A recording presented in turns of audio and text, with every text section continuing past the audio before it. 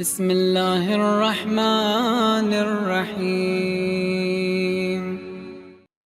ہم شیعوں پہ ایک بہت بڑا اعتراض ہوتا ہے۔ وہ اعتراض یہ ہے کہ جناب یہ جشن کی مجلس، یہ عزا کی مجلس، یہ کربلا میں جانا، یہ اہل بیت کے قبور پہ جانا، تو کہا کہ آپ جاتے کیوں ہو وہاں، مجلس میں آتے کیوں ہو؟ تو ہم نے کہا یہاں آتے ہیں خدا کو ہستیوں کا واسطہ دیتے ہیں تاکہ خدا ان پاک ہستیوں کے صدقے میں ہماری دنیا بھی آباد کرے، ہماری آخرت بھی آباد کرے۔ تو کہنے لگے دیکھو قرآن کی آیت ہے، اللہ کا حکم ہے، نحن اقرب الیہ من حبل الورید، میں خدا تمہاری شہرک کی رگ سے زیادہ نزدیک ہوں۔ کہ جو خدا اتنا نزدیک ہے تجھے نجف جانے کی ضرورت کیا ہے؟ جو خدا اتنا نزدیک ہے تجھے کربلا جانے کی ضرورت کیا ہے؟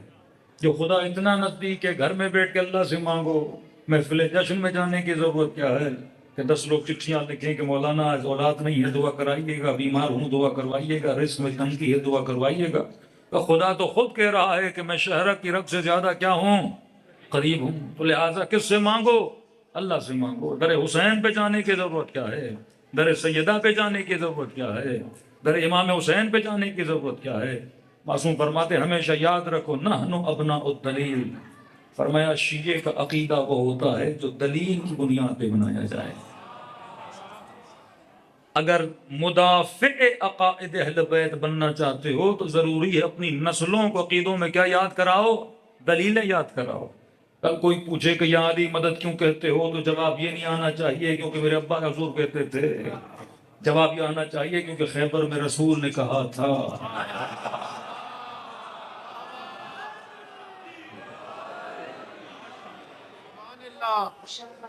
قرآن کی آیت کے مطابق دلیل دینی چاہیے، کیونکہ دلیل ہوگی تو آپ مذہب کا کیا کرو گے؟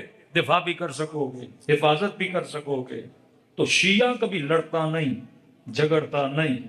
معصوم فرماتے ہیں لڑتا وہ ہے، گالم گلوچ وہ کرتا ہے جس کے پاس دلیل نہیں ہوتی۔ فرمایا تمہاری پیدائش میں بھی دلیل ہے، تمہارے عقیدے میں بھی دلیل ہے، تمہارے مکتب میں بھی دلیل ہے، جسے تم نے امام بنایا اس کے امام بننے میں بھی دلیل ہے۔ کسی نے امیر المومنین سے پوچھا کہ مولا عقل مند کی تعریف کیا ہے؟ امام نے خوشی سے کہا، فرمایا سب سے زیادہ اگر کائنات میں کوئی عقل مند ہے وہ علی بن ابی طالب کا شیعہ ہے۔ کہ مولا دلیل تو دیجئے کہ شیعہ عقل مند کیوں ہے؟ امام فرماتے ہیں عقل مند کی ایک نشانی بتا دوں، فرمایا عقل مند کا پتہ عقل مند کے چناؤ سے چلتا ہے۔ آج آپ پتہ لگانا چاہو کہ میں عقل مند ہوں یا بے وقوف ہوں، مولا فرماتے دیکھ لو تمہارا چناؤ کیا ہے، تمہارا انتخاب کیا ہے۔ انگلش میں بولیں تو تمہاری سلیکشن کیا ہے۔ کہ مولا پھر شیعہ عقل مند کیوں ہے؟ کہ وہ عقل مند نہیں تو کیا ہے؟ جس نے اپنا امام علی کو چنا۔ علماء فرماتے اگر امیر المؤمنین کی امامت کے لیے ایک آیت بھی نہ ہو، ایک حدیث بھی نہ ہو، ایک روایت بھی نہ ہو، پھر بھی علی کو امام بننا چاہیے تھا، کیونکہ علی امام عقل ہے۔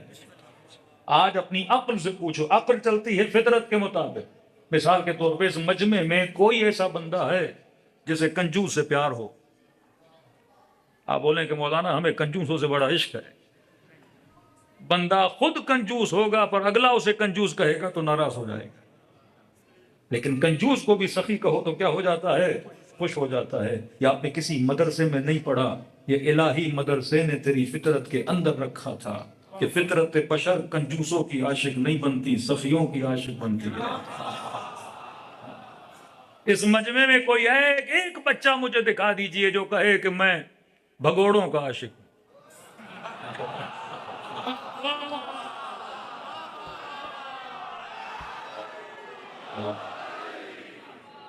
دیکھیے اگر طریقے اہل بیت سے چلیں گے تو بڑی آسانی سے پوری دنیا کو ہدایت دے سکتے ہیں۔ ہمارا مسئلہ یہ ہے کہ ہم نام لیتے ہیں، ہمارا مسئلہ یہ ہے کہ ہم نام لیتے ہیں۔ قرآن کہتا ہے نام نہیں لو، صفت بتاؤ۔ قرآن کیا کہتا ہے؟ کیا بتاؤ؟ صفت بتاؤ، نام بتانے کی ضرورت نہیں ہے، کیونکہ اللہ نے فطرت کے اندر فیصلہ کیا ہے کہ تو نے عاشق کس کا بننا ہے، تم نے محبت کس سے کرنی ہے، تم نے نفرت کس سے کرنی ہے۔ یہ دنیا کے کسی مدرسے میں نہیں سکھایا گیا، آپ کی فطرت میں تھا۔ ہر بندہ سخی سے کیا کرتا ہے؟ محبت کرتا ہے۔ ہر بندہ بہادر سے کیا کرتا ہے؟ محبت کرتا ہے. کوئی بھی بندہ ظالم کا عاشق نہیں ہوتا. ہر بندے کے دل میں مظلوم کے لیے کیا ہوتی ہے؟ حمایت ہوتی ہے. اب جتنی صفات کمال ہیں انہیں جمع کرتے جاؤ.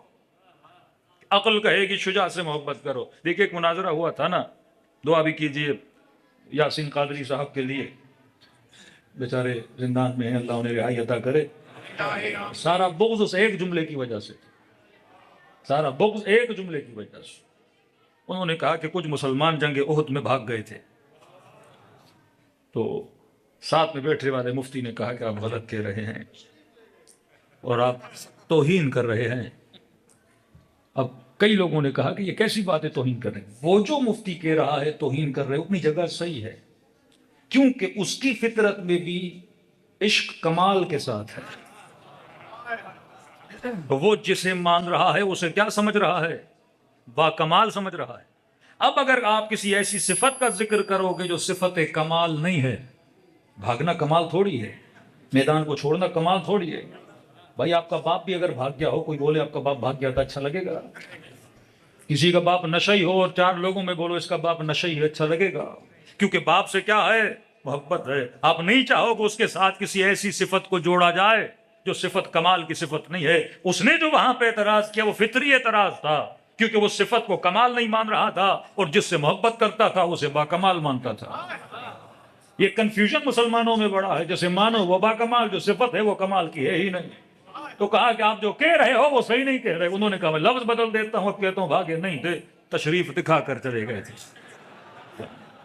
تو کہا کہ ہاں یہ جملہ صحیح ہے, کیونکہ یہ لفظ ادبی اعتبار سے تھوڑا با کمال لفظ ہے کہ فلاں تشریف لے کر آیا, فلاں تشریف لے کر چلا گیا. تو فطرت میں اللہ نے ایک چیز رکھی ہے, فطرت عاشق کمال ہے. سخاوت کمال کو بولتے ہیں, شجاعت کمال کو بولتے ہیں, بہادری کمال کو بولتے ہیں, اچھے حسب و نسب کا ہونا کمال کو بولتے ہیں. اب اگر آپ اپنی عقل سے پوچھو کہ امام کسے ہونا چاہیے, جتنے آپشن سامنے رکھو, تو عقل کہے گی امام اسے بنا جو سب سے بڑا بہادر ہو, امام اسے بنا جو شجاع ہو. ٹی وی پر مناظرہ موجود ہے, گفتگو موجود ہے. قاری حنیف قریشی صاحب اینکر نے کہا کہ رمضان کے دن تھے, کہا کہ اصحاب رسول میں سب سے بڑا شجاع کون تھا؟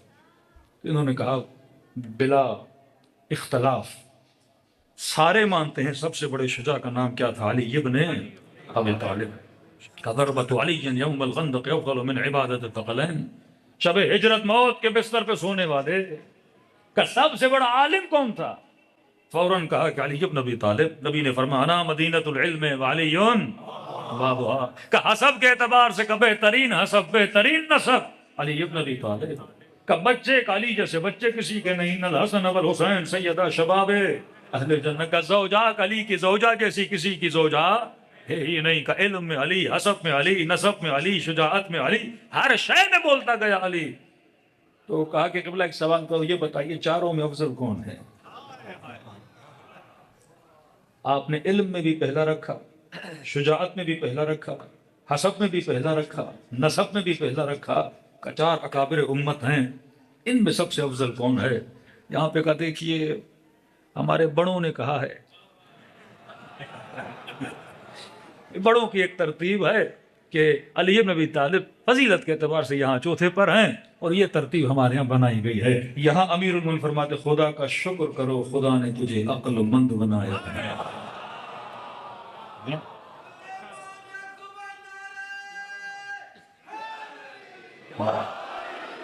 انسان کی عقل کا پتہ انسان کے انتخاب سے چلتا ہے. فرمایا جس نے اپنا امام کسے چنا؟ علی کو چنا. ایک جملہ کہوں اگر ناراض نہ ہوں. کسی نے کہا مولانا یہ بتائیے پاکستانی قوم عقل مند ہے یا بے وقوف ہے؟ اور مولا کیا فرماتے ہیں؟ عقل مند کا پتہ عقل مند کے چناؤ سے چلتا ہے. میں نے کہا الحمدللہ عقل مند ہے جن کا وزیر اعظم شہباز شریف ہو, جن کی سلیکشن یہ ہو تو وہ کیا ہونا چاہیے؟ عقل مند ہونا چاہیے. یہی معاملہ تاریخ اسلام کا ہے. جس نے علی کو چنا وہ سلمان کہلایا. یہی کربلا کی جنگ ہے. جس نے حسین کو چنا وہ حبیب ابن مظاہر کہلایا. یہی فرق شمر و حر ہے. شمر نے یزید کو چنا, حر نے حسین کو چنا. عقل مند کا پتہ فرما، کیونکہ صفت کمال ہے. جب تک انسان عاشق کمال نہ بنے تو اہل بیت کا ربط مجھے کیا بناتا ہے؟ با کمال بناتا ہے. ان کی محبت مجھے کیا بناتی ہے؟ با کمال بناتی ہے. فاسق کی محبت تجھے زوال میں لے جائے گی، متقی کی محبت تجھے کمال میں لے جائے گی. تو کہا جناب اپنی مجلسوں میں اہل بیت کا نام کیوں لیتے ہو؟ کیونکہ خدا تو یہ کہہ رہا ہے کہ نحن اقرب الیہ من حبل الورید، میں شہرک کی رگ سے زیادہ کیا ہوں؟ قریب. مسلمان ابھی تک لفظوں میں اٹکا ہوا ہے. جناب اللہ نے تو کہا کہ میں شہرک کی رگ سے زیادہ قریب ہوں. میں نے کہا قریب ہے نا کہاں؟ تو اس کا مطلب ہمیں اللہ کے قریب جانے کی ضرورت نہیں ہے، کیونکہ وہ خود کہہ رہا ہے کہ میں شہرک کی رگ سے زیادہ کیا ہوں؟ قریب ہوں. اب نماز پڑھی تو ایک ہی نیت کی، روزہ رکھا ایک ہی نیت کی، حج کیا ایک ہی نیت کی، عمرہ کیا ایک ہی نیت کی، زکوٰۃ دی ایک ہی نیت کی، تراویحاں پڑھی ایک ہی نیت کی. نیت ہر عبادت کی نیت ایک ہے. 2 رکعت نماز پڑھتا ہوں قربتاً. جب وہ قریب ہے تو دعا کیوں کر رہا ہے؟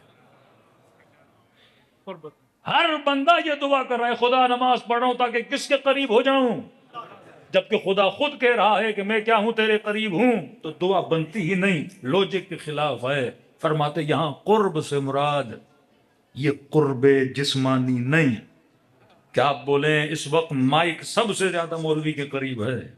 اللہ اگر جسم رکھتا تو بول سکتے قریب. یہاں قرب سے مراد قرب روحانی ہے کہ وہ تو تیرے قریب ہے، لیکن بتا تو بھی اس کے قریب ہے کہ نہیں. اب اگر قریب ہونا چاہتا ہے پھر اسے ڈھونڈ جو رب سے سب سے زیادہ کیا ہے؟ قریب ہے. ہم نے کہا ہم دلیل دے کر بیان کریں گے. ہاں اگر نبی نے اپنی دعاؤں میں علی کا نام نہ لیا ہوتا تو ہم بھی اپنی دعاؤں میں اہل بیت کا نام نہ لیتے. اگر اللہ نے نہ کہا ہوتا مجھے محمد کا واسطہ دو، ہم کبھی رسول کا واسطہ نہ دیتے. اہل سنت کی کتاب ہے، نام ہے مروج الذہب. ملتا رسول خدا بیٹھے تھے. جس طرح آج لوگ آتے ہیں دعا مانگنے کے لیے، نبی کی قبر پہ جاتے ہیں، کربلا جاتے ہیں، اولیاء اللہ کا واسطہ دیتے ہیں. جب نبی خود تھے اس وقت امت آتی تھی، کہتے بیمار آیا، پریشان آیا، بے اولاد آیا، قرض دار آیا، یا رسول اللہ آج میرے حق میں دعا کیجئے. کہتے نبی جب بھی دعا کرتے تھے، نبی کے دعا کرنے کا انداز ایک تھا. کس انداز میں دعا کرتے تھے؟ اہل سنت کی کتاب ہے. فرمایا نبی جب ہاتھوں کو بلند کرتے تھے، بیمار کے لیے، پریشان کے لیے، قیدی کے لیے، اسیر کے لیے، جب بھی دعا کی اس طرح سے دعا کی، اللہم ارحم علی فلان بحق علی، اے خدا فلاں پر رحم کر. کس کے صدقے میں؟ علی کے صدقے میں.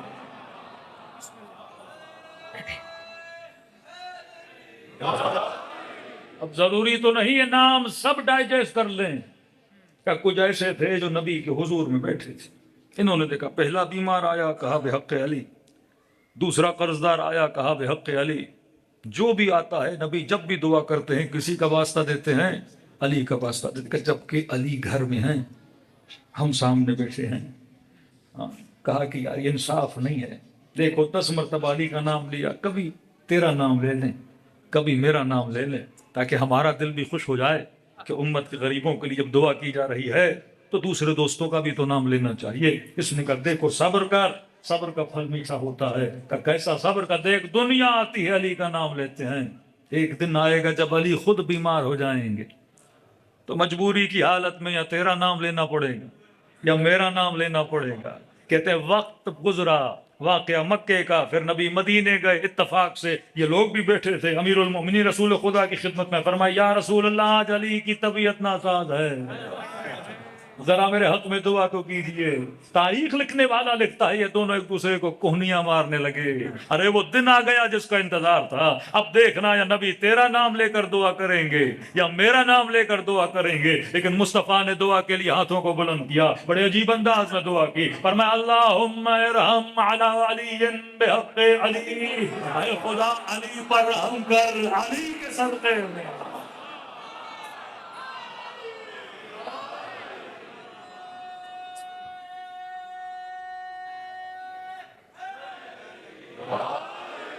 اے خدا علی پر رحم فرما. کس کے صدقے میں؟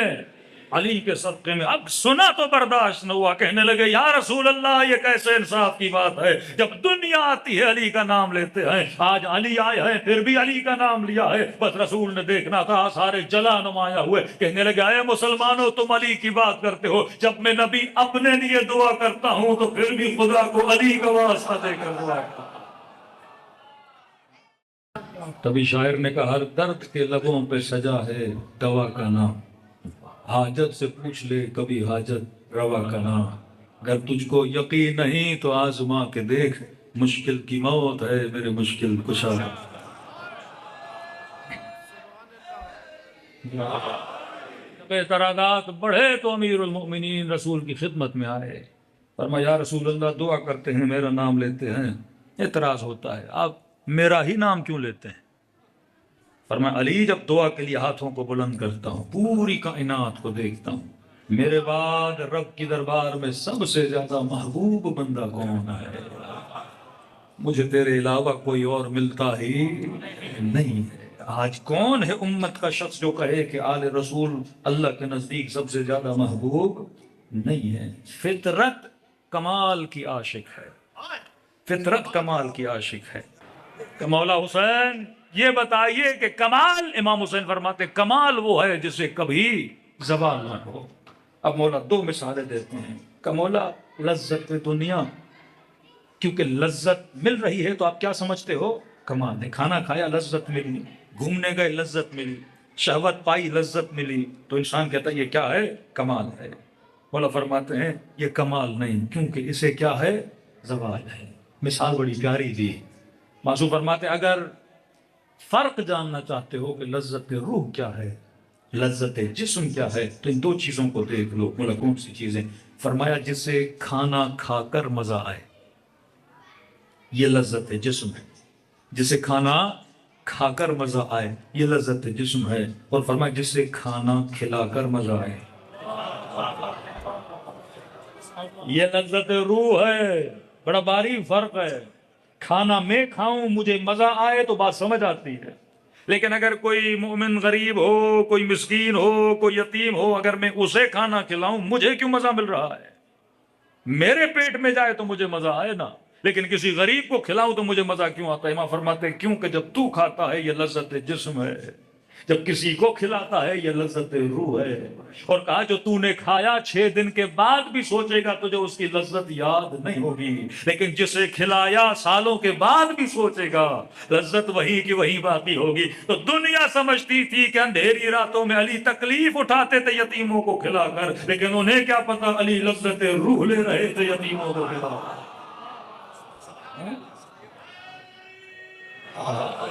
زندہ دلیل دوں, اگر خدا نہ خواستہ کسی کا باپ مر جائے, بیٹا مر جائے, غم ہے. بندہ جب جنازہ اٹھائے گا کتنا روئے گا, لیکن یہ غم کیا ہمیشہ ویسے کا ویسا رہتا ہے؟ 1 سال کے بعد, 2 سال کے بعد, 3 سال کے بعد غم کیا ہوتا جاتا ہے؟